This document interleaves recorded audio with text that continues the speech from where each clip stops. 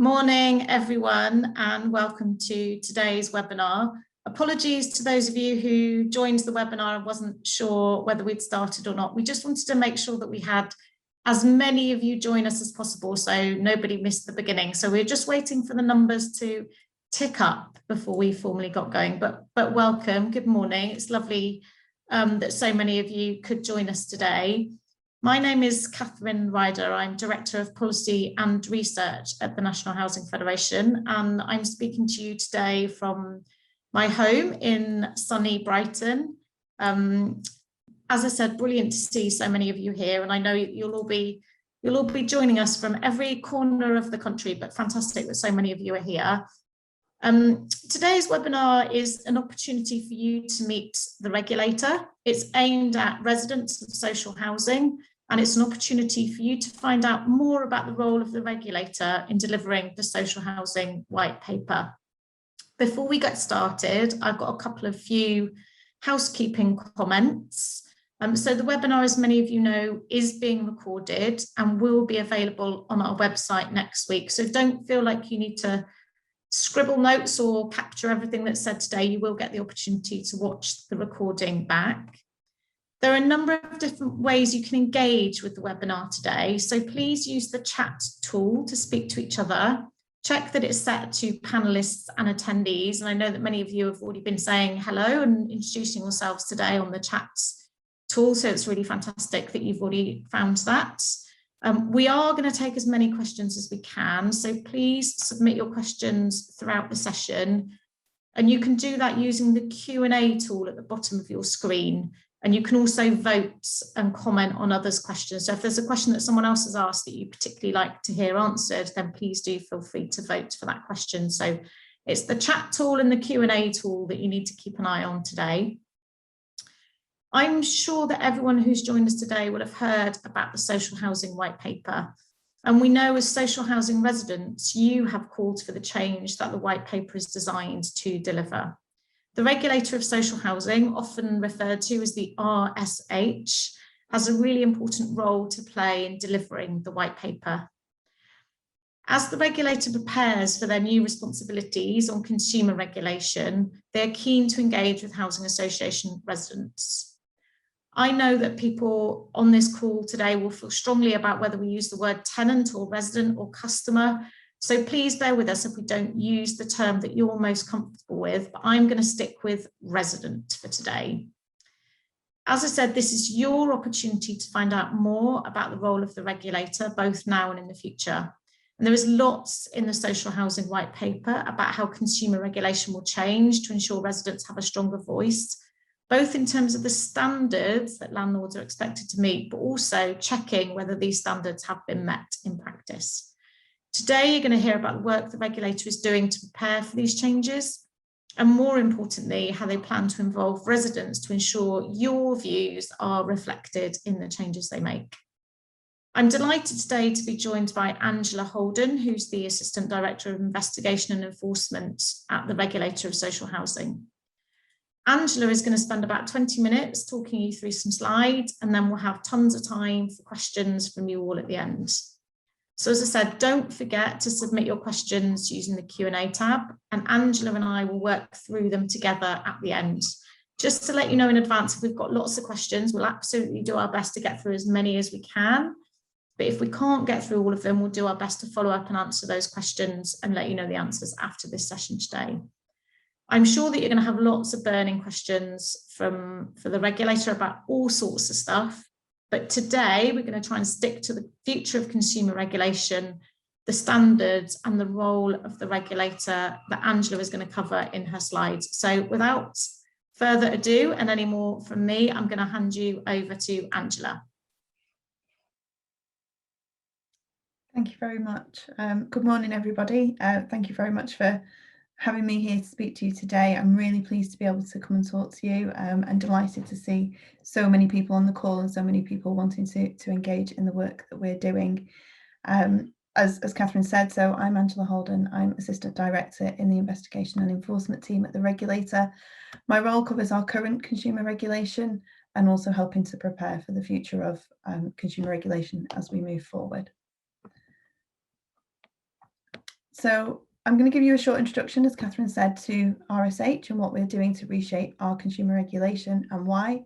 And I'll explain a little bit about how you can get involved in the future. And as Catherine also said, there's be plenty of time for your questions at the end.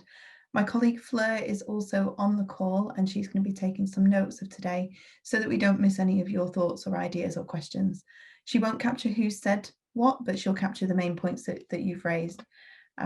And as we've said, I might not be able to get to all of the questions that you asked today, or there might be some things that you raised for which we haven't got an answer to just yet, just because we're at quite an early stage in our work. And if that is the case, then we'll take that away and we'll think about it as part of our ongoing work as we move forward.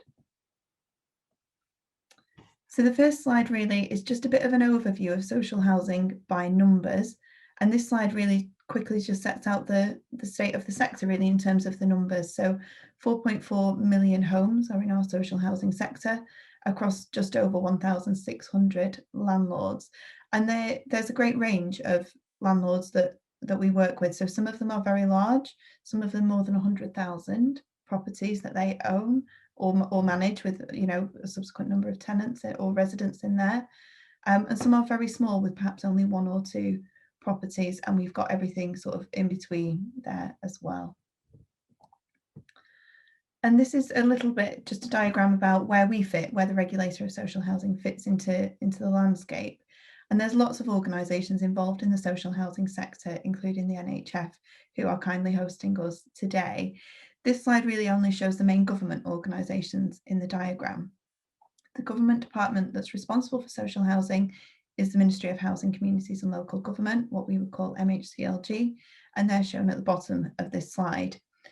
And MHCLG have asked the Housing Ombudsman, the Regulator of Social Housing and the Building Safety Regulator to work together to help protect tenants and deliver on the white paper proposals. And we all have different roles and different responsibilities.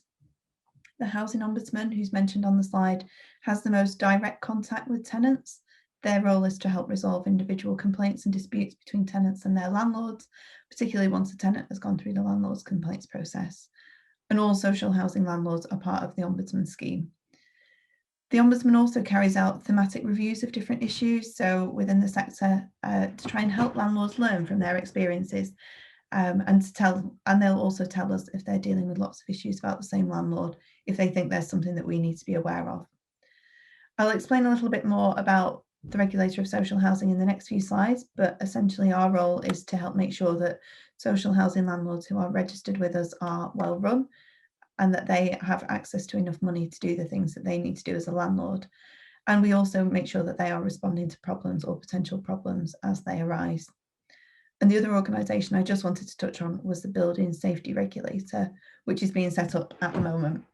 It's part of the Health and Safety Executive and has responsibilities to residents of high-rise buildings, whether they are social housing or in the private rented sector, or indeed if they're owned by leaseholders. The Building Safety Regulator will also have a slightly wider role at looking at the safety and performance of all buildings.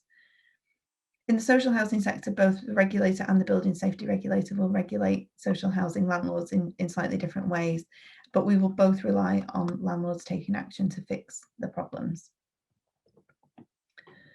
So I just wanted to talk a little bit about how we regulate now, so to sort of give the context for how we'll move forward and how we're trying to change our consumer regulation following the white paper.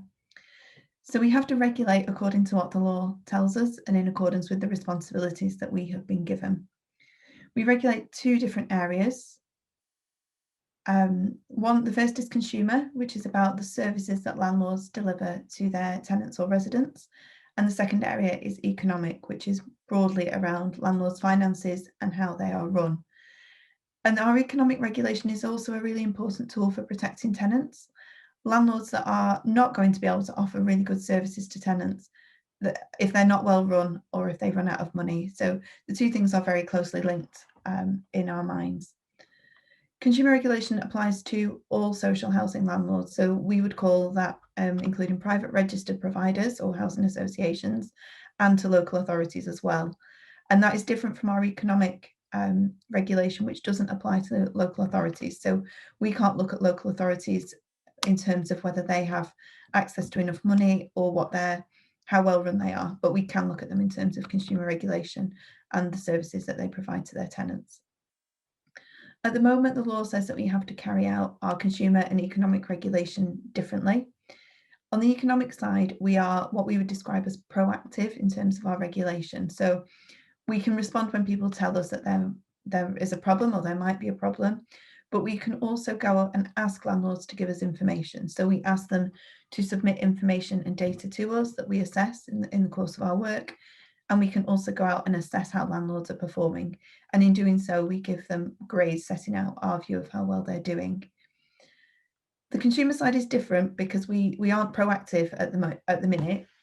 We can only look at information that we receive about potential problems, but we don't go out and proactively inspect or gather information from landlords at the minute. But we are reactive in the sense that whenever we get information that suggests that a provider isn't doing what they should be doing, we will respond to that. We'll look at it, we'll have a think about whether that suggests that there has been a breach of our standard, and we will respond appropriately. The other part in terms of the consumer regulation is what we would describe as our serious detriment test. So if we did find a breach of the standard, any of our consumer standards, the law says that we can only take action if a failing meets the serious detriment test. And what we mean by that is if there is harm or a risk of harm to tenants or potential tenants, and that is quite a high bar. So the social housing white paper sets out the ideas that the government had following the conversations with over 1,000 social housing residents, which it gathered through a series of roadshows in 2018. When we look at the white paper, we can see that all or nearly all of the commitments in the white paper involve landlords, and many are things that landlords could and probably should be doing now. Some of the commitments, such as things around complaints, involve changes to the Housing Ombudsman, and some relating to safety will be the responsibility of the Building Safety Regulator. Our main contribution as Regulator of Social Housing will be to develop our consumer regulation function within the RSH, and that move towards more proactive consumer regulation. We need the government to pass legislation so that we can do that. But the change consumer regulation function will help us to be more proactive, and it will allow us to set up the systems and processes that require landlords to be more transparent with their tenants and with us, and for us to hold them to account and for tenants to hold them to account when they are not. We've set ourselves 3 main tests for the changes to our consumer regulation function. First of all, we want it to make a meaningful difference to tenants. We want the quality of services to tenants as a whole to improve as a result of the changes, and we want them to keep getting better over time. We know that there will be times when things still go wrong, and we still expect landlords to put things right, and there will still be a role there for individual complaints and disputes to be raised with the Housing Ombudsman. But we will want to be able to respond to any failures and any failure to meet our standards in an appropriate way, and in a way that delivers changes for tenants. Secondly, it must be deliverable by landlords. In practice, we rely on landlords to make changes to what they do, and our consumer regulation needs to challenge them to think about how they behave and how they can improve.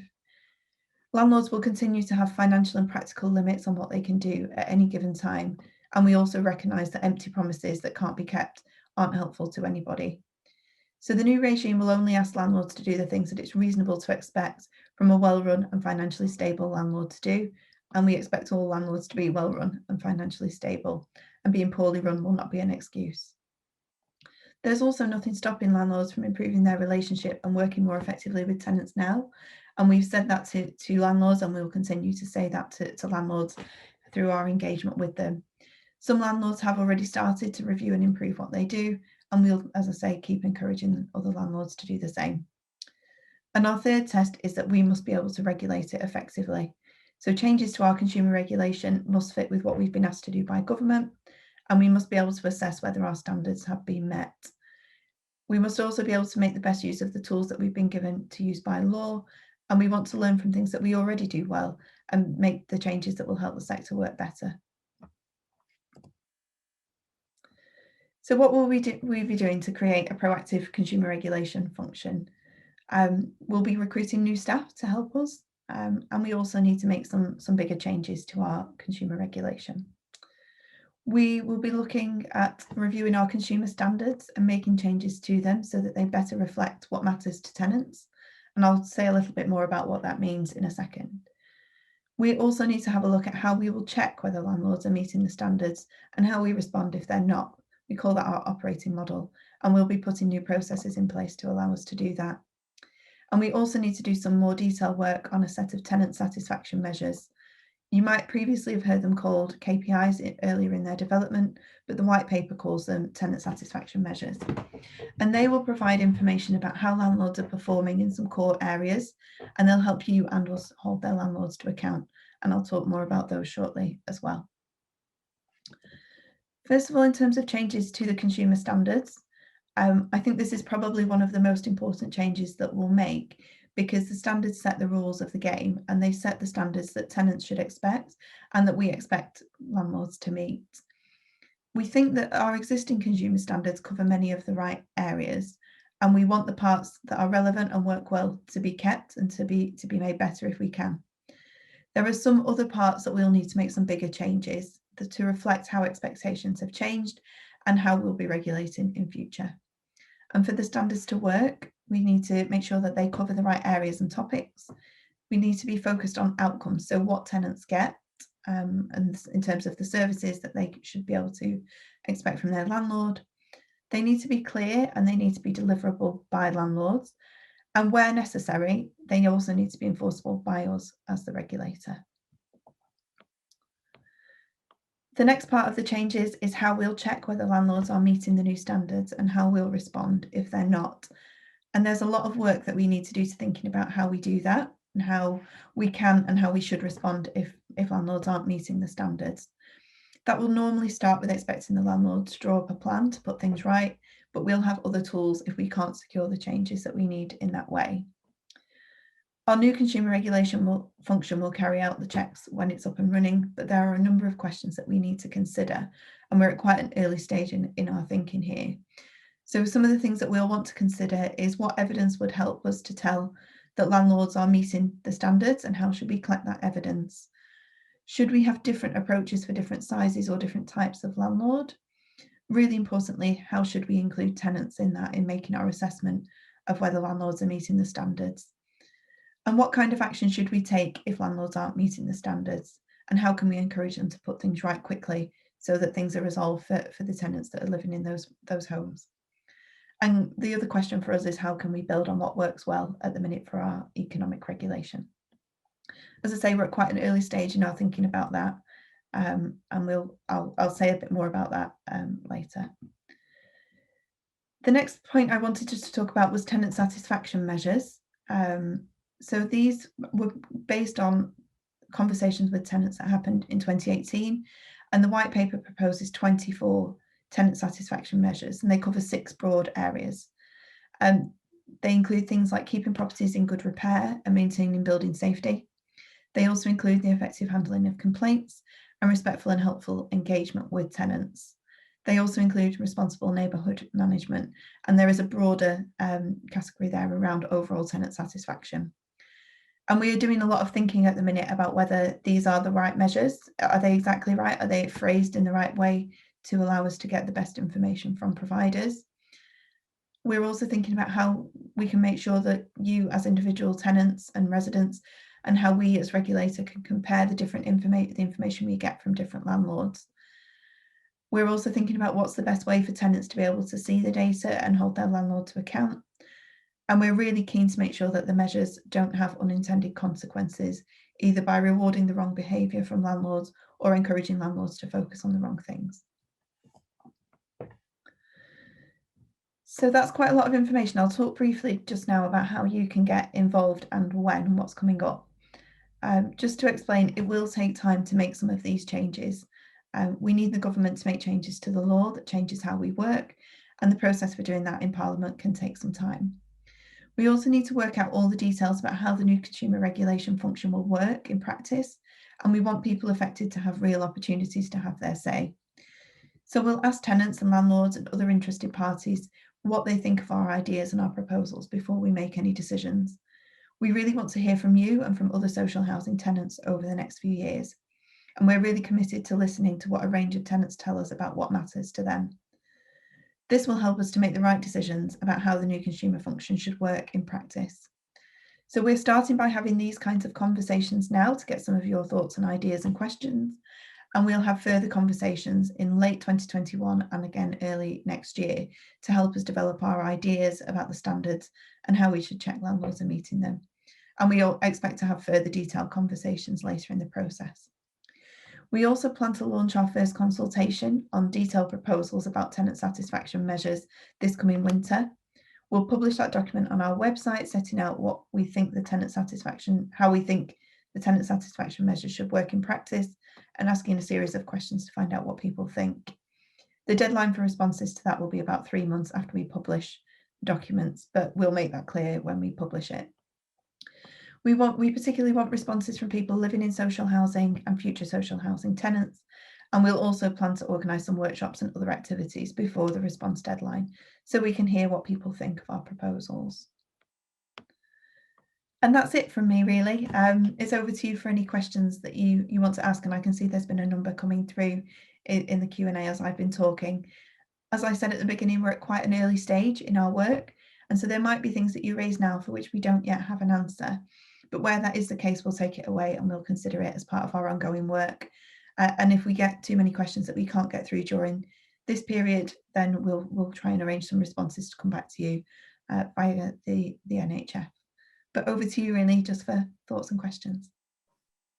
Great, thanks, Angela. I'm sure people joined the webinar today would have found that a really helpful summary of what's in the white paper and how you propose to take all of those measures in the white paper forward. People are going to have to bear with me a little bit while I try and get through some of these questions, because we've got lots and lots that have come through. I can see that Fleur is doing a marvellous job of answering some of them as we go. But let's crack on, and I'm going to ask a couple of questions about tenant satisfaction measures first, Angela, just because that's where you ended your presentation and that's fresh in my mind. So there's a question from Joe. Morning, Joe. How are you doing? I hope you're well. Who is going to monitor the tenant satisfaction measures? Who is going to design them, and what are they going to measure against, which I know you just touched on? And then, are they going to have a traffic light system? So what will you be saying about how good performance is once you publish those tenant satisfaction measures? And then one from someone who's an anonymous attendee who asks, will the tenant satisfaction measures be sent to every single tenant or just a select few? So I wonder if you could just flesh out a little bit more detail on how you expect tenant satisfaction measures will work. Yeah, sure. Thank you very much for those questions. So the tenant satisfaction measures have been developed in consultation, as I say, with tenants through a series of roadshows that the government held with 1,000 social housing tenants back in 2018. So that gave the framework which we have been given and which appears in the white paper now. We have had some input into the wording of them at the minute, and we are continuing to do that. So we've been given the framework in the white paper, and we then need to make sure that they cover the right areas, that they're framed in the right way to allow us to have something meaningful. And so we're doing that work now. We will involve tenants in the design of that. So as I said, we've got some consultation to go out later in the year, in the winter, to consult with tenants and other relevant stakeholders in the sector about whether they cover the right things, whether they've got thoughts or questions about the content of the TSMs, and in particular around whether there is any unintended consequences, and making sure that we get them in the right place to allow us as regulator and tenants as well to understand what they mean for their landlord and to hold their landlord to account. In terms of the measuring, there'll be a range of different measures depending on the actual tenant satisfaction measures. So there are some things that landlords report on themselves. So things like health and safety compliance, they report on themselves. There are some things that are slightly wider, so particularly around satisfaction, where tenants will be asked by their landlord how satisfied they are in certain areas. And we've got some guidance to publish at the same time that we consult about how that should happen. And in terms of monitoring, that will be for us largely, from our perspective, we'll get the tenant satisfaction measures, the data in, and we will form our response. So we need to develop our operating model to think about how we take that into account, what that data tells us and what we then do with that data and how we target it. I don't think we've reached a decision on any kind of traffic light system, but it's a great idea. We'll take that away and have a think about how we do it. We're really keen to make sure that there is transparency in the information that we get, and we're thinking really hard about how we make that information available to tenants and allow a comparison, or allow tenants to understand how their landlord is performing and to hold their landlord to account. I hope that answers some of the questions that were asked. Great, thanks, Angela.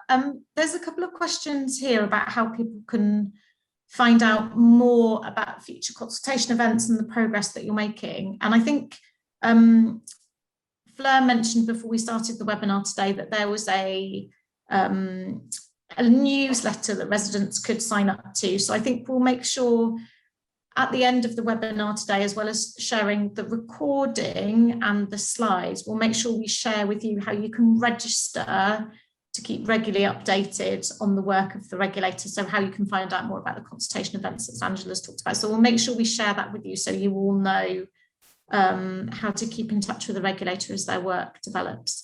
I've got more of a comment here from John Bennett. Morning, John. But I think it would be useful, Angela, for you to reflect on this. So the comment from John is the regulator's policing of the economic standards appears to have been very successful over recent years. The handling of the consumer standards has been so low key as to almost be invisible to social housing tenants. As the Ombudsman has demonstrated by publishing the results of the complaint investigation, adverse publicity can be a powerful driver of future compliance. So I wonder, Angela, if you could just sort of reflect on that and think about, like, particularly for you, what you've learned through how you regulate the economic standards and what that might mean for the future of consumer standards.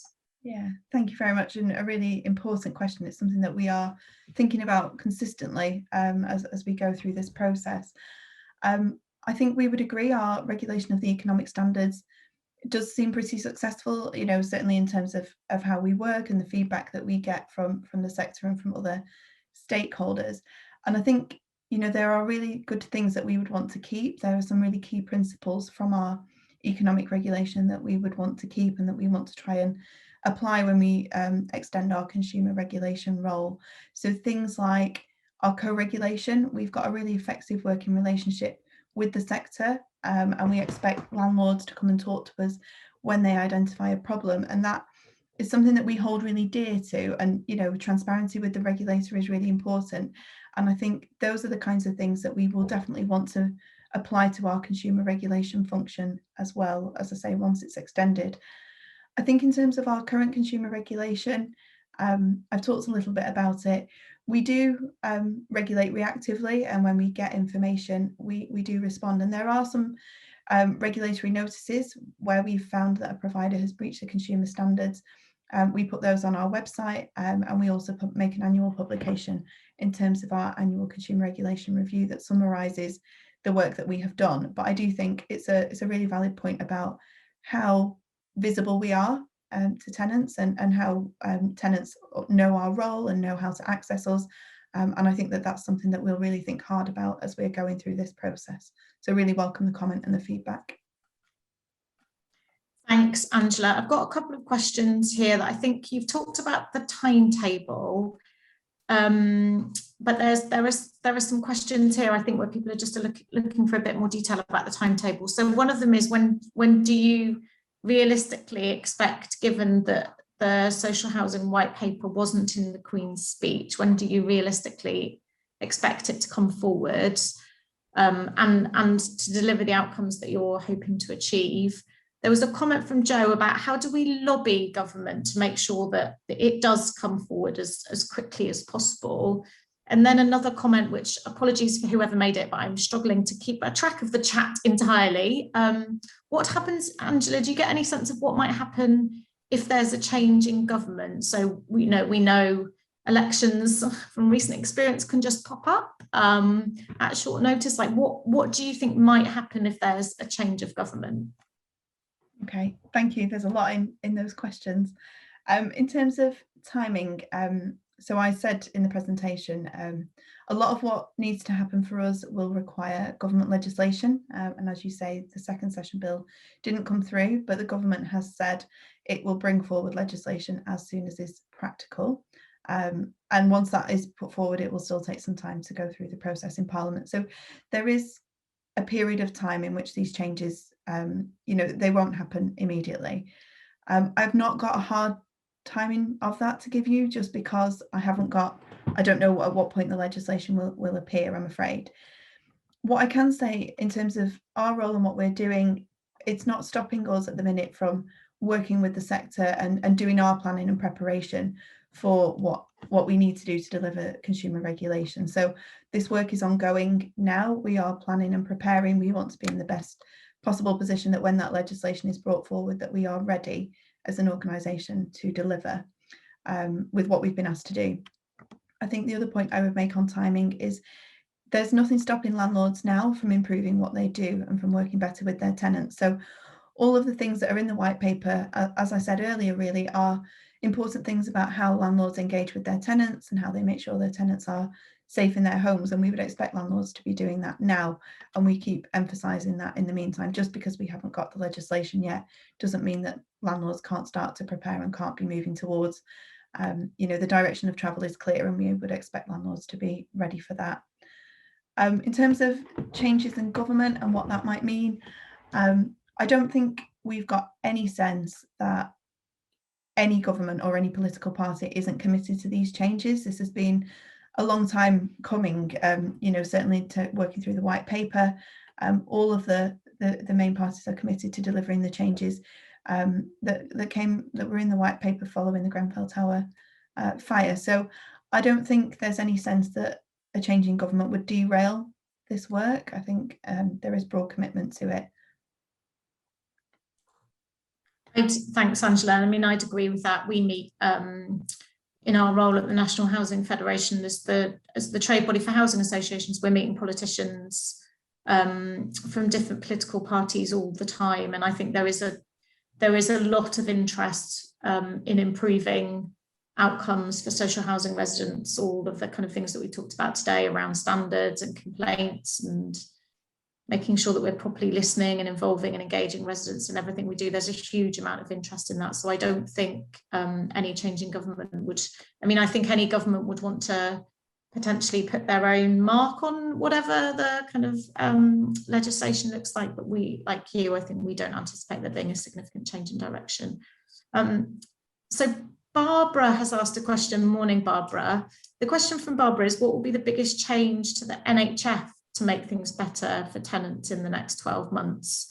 I'm going to take that, Barbara, as you do mean us as in the National Housing Federation. So I'm going to not ask Angela to answer that question, but I'm going to touch on it if that's okay. So we've been running a programme called Together with Tenants, which is an initiative that we ask housing associations to sign up to in partnership with their residents.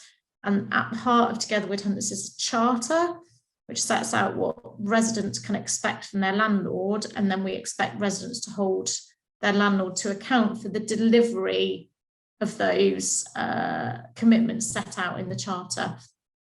We're also working really closely with our housing association members on how we respond to some of the issues uncovered by the ITN investigation, for example, which I'm sure many people will be aware of, where they've uncovered some issues around damp and mould in some sections of social housing. So there's a lot we're doing with our landlords and with our tenant advisory panel, many of whom I know are here today, to make sure that Together with Tenants is delivering change in advance of the social housing white paper. So I think just worth reflecting on Angela's point that we don't have to wait for the white paper, and many housing associations are not. They're implementing Together with Tenants, and we're grateful to our tenant advisory panel for all they've done to steer that work. There's a question from John here. Are social housing landlords compelled to be regulated by the social housing regulator? It's a good question. No, they're not. It is voluntary. Registration with us is voluntary. Any registered provider in order to be registered, has to register with us. That's self-evident. I think you can have housing associations that are not registered with us, and there are a small number. There aren't very many. There are a small number, and that's their choice. That's the decision that they make. Providers that are registered with us, as I say, it's voluntary and it's quite a difficult process to become registered with us now. If they are registered with us, they also have to be registered with the Housing Ombudsman. So they have to be part of the Housing Ombudsman scheme in order to be as a condition of their registration with us. Thanks, Angela. And we've quite a lot of comments and questions about complaints. So I'll read this one out from Lisa. Morning, Lisa. But I think others have asked similar questions. So part of what's in the white paper is to improve complaint procedures. And you've talked through the role of the Ombudsman in doing that as well, Angela. But how can we encourage landlords to allow complaints to be made or to escalate complaints when they fail? And the Housing Ombudsman requires a complaints reference, and once landlord's complaint procedure is exhausted. But what if a landlord refuses to accept a complaint or will not allow the resident to progress through the complaints procedures? Is there anything you can say about how that might be captured in either the tenant satisfaction measures or the consumer standards, and how that might fit with the work that we've already seen the Ombudsman doing? Yeah, thank you. Really good set of questions. I'll talk a little bit. I think some of this is more Housing Ombudsman territory, so I don't profess to be an expert, but we do talk regularly to the Housing Ombudsman. Absolutely, in terms of complaints, really critical for providers and for landlords to hear the messages that their tenants and residents are giving them. And we will continue, and we do this now, but we will continue to raise the point about the value of complaints and hearing those messages and using them to identify when things are going wrong at an early stage and work to put things right for those individuals, but also in case other tenants or other individuals are affected. So really important. That is something that we will continue to do, as I say.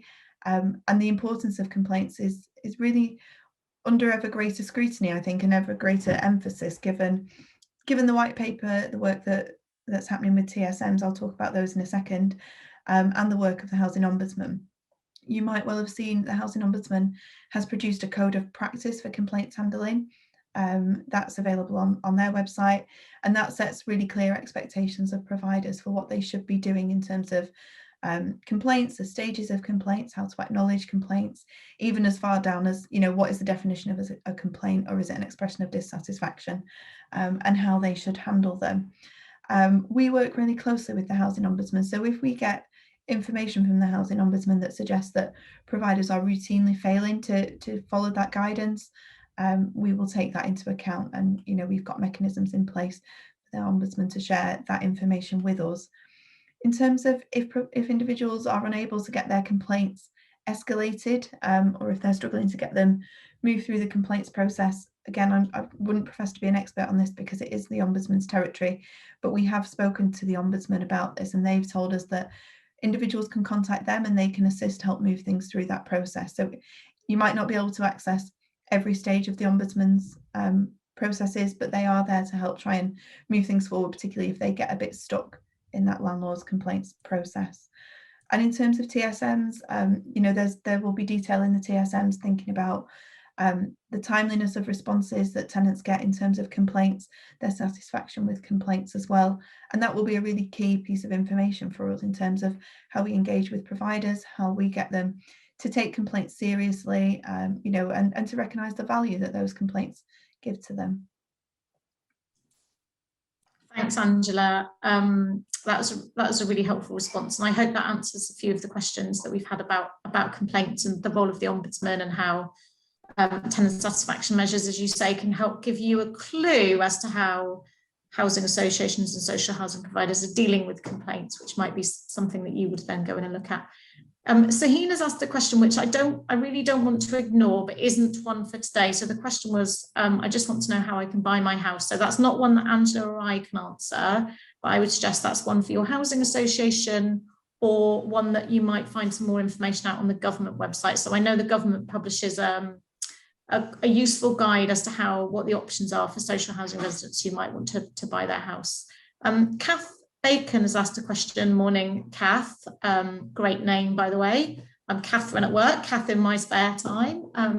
Kath has asked a question about how you can define what differentiates a large social housing landlord from a small one, please. And Angela, I think you've touched on this, but it might be also useful just to remind people how that might dictate your regulation of the consumer standards. Yeah, super, thank you. At the minute, we define a large provider as any provider with more than 1,000 units of social housing, so more than 1,000 homes for tenants, and a small is any provider with fewer than 1,000 units. That was really driven by our economic standards in terms of it's intended to allow us to focus our resources on the most risky organisations and the ones where if something went wrong, it would be harder for us to put things right. So making sure that we're focusing our energies and our resources on identifying the bigger ones and the ones that, you know, might need a bit more help if things went wrong, and to make sure that there was stability and that tenants could remain in their homes if that was possible. So that's why the 1,000 unit threshold is set at the minute. I think we are still having conversations internally about what that means for consumer regulation. I mean, obviously 1,000 units of social housing is still quite large. There's still potentially 1,000 or more tenants in those homes. And we recognise that tenants should be able to expect the same level of service from their landlord, regardless of whether they're in a small, their landlord is small or large, depending on how we categorise it. So it is something that we are looking at actively in terms of our consumer regulation. It might be that we need to bring in some different thresholds, or that we need to target our resources slightly differently. But it's not something that we've reached a settled view on yet. And, you know, happy to take views and thoughts on that through as we go about this work. Thanks, Angela. And I've got a question from Abdi, which is a different question, but related, I think. Morning, Abdi. The question is there a provision for social landlords who provide supported housing? I wonder whether you could say any more about how this might work in supported housing homes. Okay, thank you. I'm not sure I fully understand the question. I mean, supported housing is a form of social housing. It's a category of social housing. There are some providers who provide almost exclusively supported housing, and there are some who provide more of a mix. So you might find that they provide more general needs accommodation and then, you know, a smaller amount of supported housing. Our intention is that supported housing will be captured by the consumer standards in exactly the same way as general needs accommodation. You know, there are tenants living in those properties and they should expect services in the same way. So that would be our intention, that the consumer standards would apply equally across supported housing and other types of housing. Thanks, Angela. I think that does answer that question. Got a couple of questions here from Dylan. How do you plan to engage with those who don't have online access or who are reluctant to use it? And I presume the question from Dylan is about making sure that residents who don't have access to kind of, you know, perhaps webinars or online engagement can still tell you what they think about your work and inform your the future consumer standards. And then the second question I think linked is some people in housing associations are not willing to engage. So how will you ensure you capture a truly representative picture from tenants, and how will you engage with hard to reach communities? Yeah, thank you. And really important issues for us, and something that we are working through. I think the first question about online access, you know, digital exclusion is a really important issue for society more generally, but really important as we go through this process. Absolutely. We've been somewhat hampered, I think it's fair to say, by the pandemic and our intent, you know, like everyone else, wanting to keep people safe. So we haven't been able to do face-to-face events in the same way, which has meant that we've all sort of moved online to doing these kind of webinars, which have great advantages in so much as it allows us to reach quite a number of people. But as you say, there will be categories of people and groups of people who haven't got the same level of access, and it is something that we are thinking about, and we'll need to make sure as we move forward, and particularly as restrictions ease, that we are reaching those groups, you know, that all of our engagement just isn't done online. Absolutely. So it is something that we're working through. I think the second part about reaching those who aren't willing to engage, I think, is slightly different and slightly trickier. There will be some tenants who don't want to engage, and that has to be as fine as those who do want to engage. But I think for our purposes, it's about making it as easy as possible for people to engage with us, and for giving people a range of different ways in which they can engage with us. So if some people just want information, we need to make sure that we can do that. If people want more active involvement and want to be more engaged, how can we do that, and how can we facilitate that in a meaningful way? So I've not got a full answer right now, but it is something that we are absolutely alive to as we go through this process. And again, happy to take ideas and thoughts on how we do that as we do our planning for it. Thanks, Angela. We are really working you hard today, but we've still got time and we've still got a lot of questions to get through. So let's crack on. And I'm delighted to report at this point during the webinar, as I've been speaking quite a lot, I've just been delivered a cup of tea. So I hope everyone else has the same opportunity to refresh themselves as we go through this hour. There's a question which I think both John and Diana have asked. So the question is about how many investigations have been started that previously would have failed the serious detriment test before its abolition, or is serious detriment still in place pending legislative action? So I wonder if you could just reflect on that a little bit, Angela, what you anticipate the kind of difference of the removal of the serious detriment test making to your work. Okay, thank you. Yeah, just for clarity in the first instance, the serious detriment test does still exist. It is still there in law, and that is, the law that governs our current work. My understanding is that will be removed through legislative changes as we go through this process. So I've not really got a figure in terms of how many investigations would or wouldn't. All I've got is the information that we currently have where the serious detriment test is in place. We get, as regulator, we get around 600 referrals each year. Generally, that might well increase. I think we probably do expect that to increase with changes to our consumer regulation function. But at the minute, we're at about 600 a year. We consider all of those that come through to us. About half of them move through to a more detailed stage in our investigation, and our consideration and our consumer regulation processes. In terms of the ones that don't come through, some of that does relate to the serious detriment test. If we don't think the serious detriment test would be met, sometimes we might decline to investigate a complaint on that basis. But more often than not, we decline to investigate complaints because they're out of our remit, actually. So it might be that they are from homeowners rather than tenants, or about the private rented sector rather than the social housing sector, or it might be that they're very clearly individual complaints, and while they are very important and we recognise the seriousness of those complaints, they are often more appropriately directed to the landlord and to the Ombudsman as well. And where we can do, we'll provide advice and signposting around that. Thanks, Angela. There's a question from David, which morning, David. David Kendall, I'd like to ask because I think it's topical. And I touched on this, the ITV news story about the poor condition of some homes. I mean, the question from David is, what is your response to this? I mean, and I think what it would be also helpful, Angela, for you to touch on is how might the work that the regulator does in the future, like what's your view on whether that would stop that kind of situation occurring in the future? Sorry, David, I've paraphrased your question, but I hope you don't mind too much. Okay, thank you. I won't be able to comment on the individual cases during this, just because we wouldn't speak publicly about cases if we are actively working or engaging on them. Where we have got something to say, obviously that will be put in the public domain. I think what I would just say is, obviously we have been, like all of you, I'm sure, watching those ITV news programmes. I've seen some really appalling things, and really appalling conditions that some tenants have to live in. Wherever we've seen that, we have engaged with the providers where they have been where they've been featured, and you will have seen, and I can say this publicly because we published a regulatory notice for Croydon Council setting out our views that they had breached the home standard.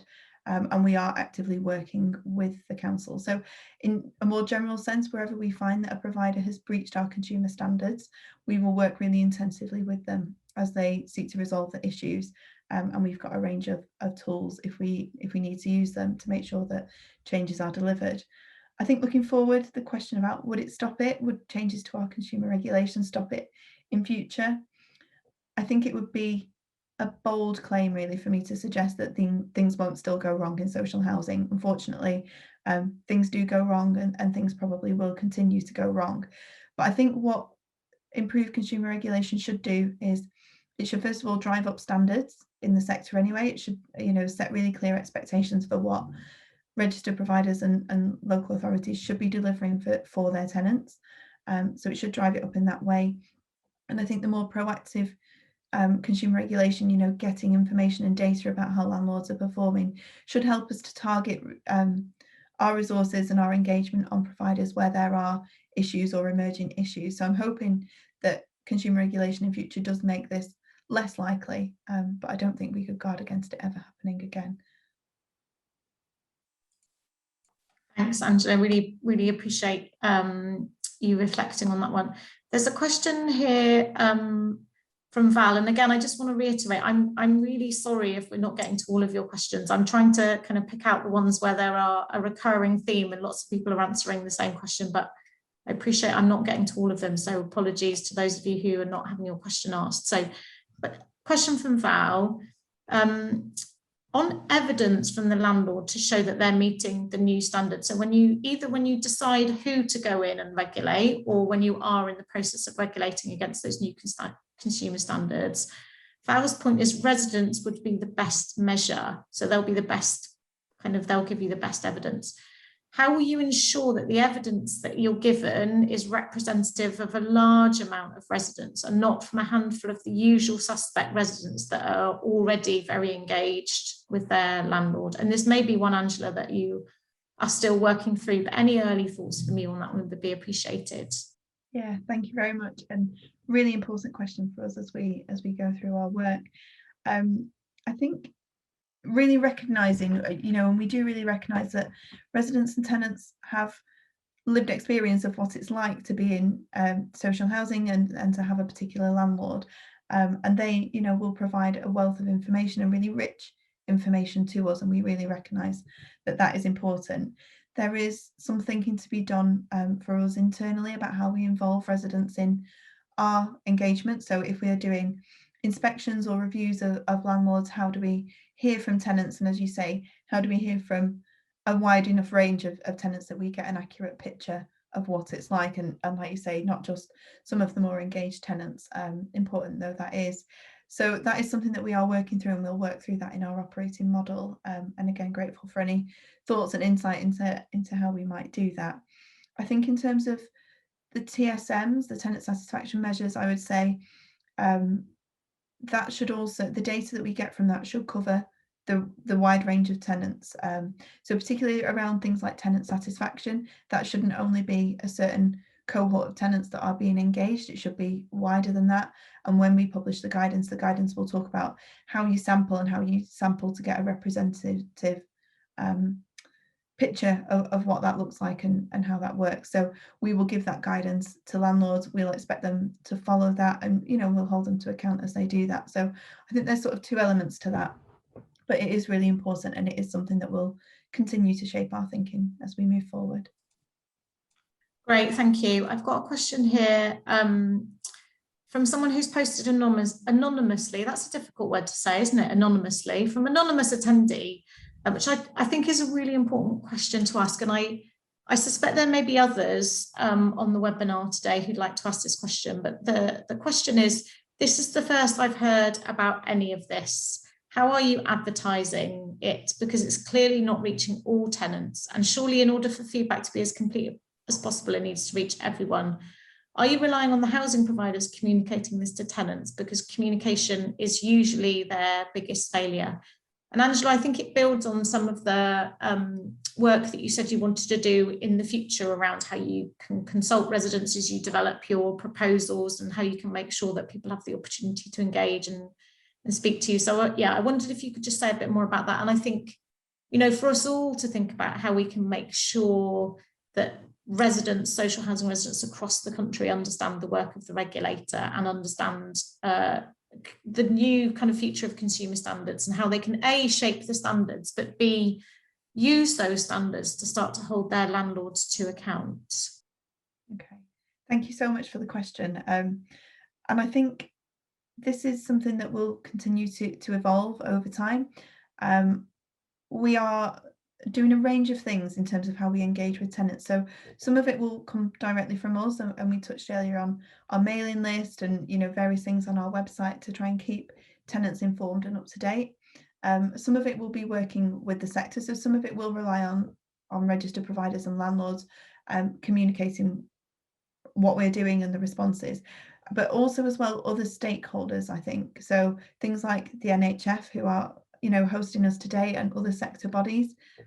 We'll keep doing events like these, trying to reach the widest possible range of tenants that we can.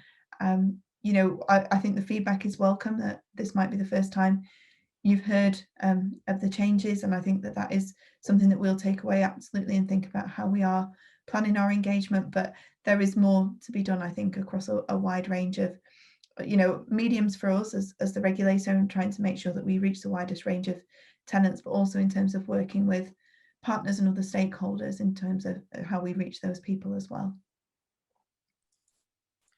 Great, thank you. We are almost coming to the end of our hour together. Let's try and get one more question. So a question from Natasha. Good morning, Natasha. Almost good afternoon, Natasha. We're a minute to 12. So just Angela, if you could answer this one briefly. There appears to be too much emphasis on supporting landlords. Do you intend to directly support residents? And in the interest of transparency, Natasha finishes her question by saying landlords are not entirely trustworthy. Okay, thank you. I don't think we would say that our emphasis is on supporting landlords. I think our position is to be an independent regulator and to reach independent judgments on how landlords are performing.